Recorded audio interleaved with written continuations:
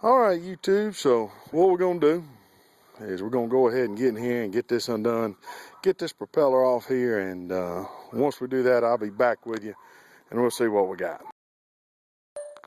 All right, YouTube, so here's what we got. Again, this is Q, Backyard Boaters. So it came off pretty easy. Not a difficult process at all. You got this nut here, which I'm sure many people have been through this, but you got this nut here. Cotter pin, I went to pull it out, it broke. Yeah, of course they do. But then once you pull that off, this here, it kind of lived out on this shaft. It was on very simple, really wasn't tight at all. So once that came off, I pulled that off. I removed this washer right here, and then the propeller just slid right off. Not much to it. It's incredibly heavy. Maybe they're all heavy. Everybody told me I probably had an aluminum propeller. I think that's steel. I just don't think that's aluminum. I think that's steel. I don't think it's stainless, but anyway, so that part of it is done. Doesn't seem pretty difficult. What I'm gonna do now is I'm gonna drop the unit down. I'm gonna loosen up this screw here, and then you got one down here. And I'm gonna drain the unit, and then we'll talk about where we go from there. All right, YouTube, we got her draining.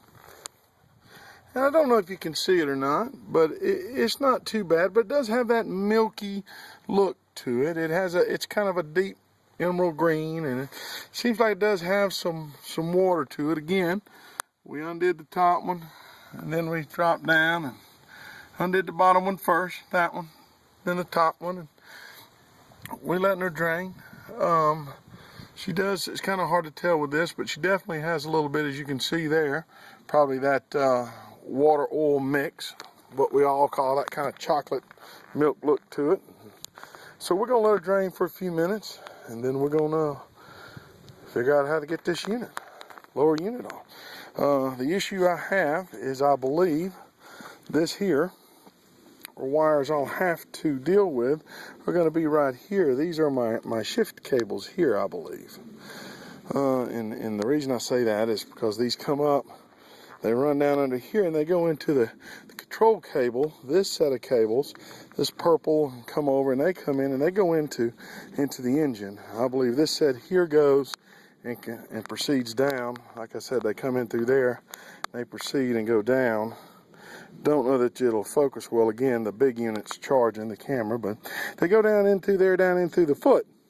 So my mission will be to figure out how to get this loose and to get this here, something connected to it, so as I pull that down, I don't have to fish it back up. So that's kind of what we're doing. We got the foot draining, and so part one's underway. All right, YouTube, here's what I've done. I've come in and cut loose the two wires you see right there. These are marked, of course that's a blue and that's a green. And those unconnect from there. Those are our shift cables.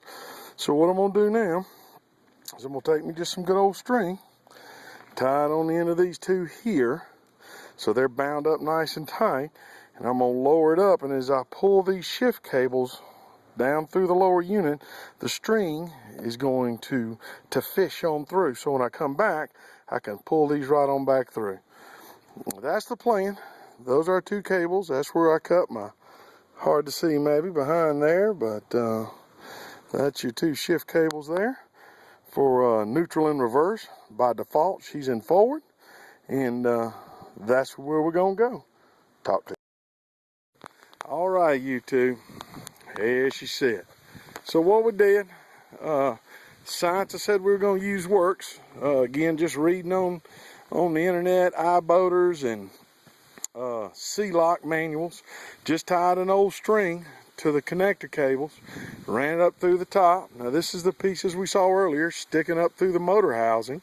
There's your grommets that kind of lock it in.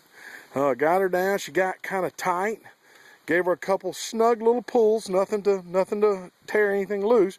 She came loose and she dropped on down, and now we got her string kind of feeding through there. So when we put her back together, Dropped on down, had a bolt, took out the cavitation plate, and then took out the hidden mystery bolt there. Then we had 4 right there. It's a 2-person job, or you need to have something to prop it on so you don't bend the shaft. All right, so that's kind of where we at, and we're gonna finish getting her out and talk to you in a second.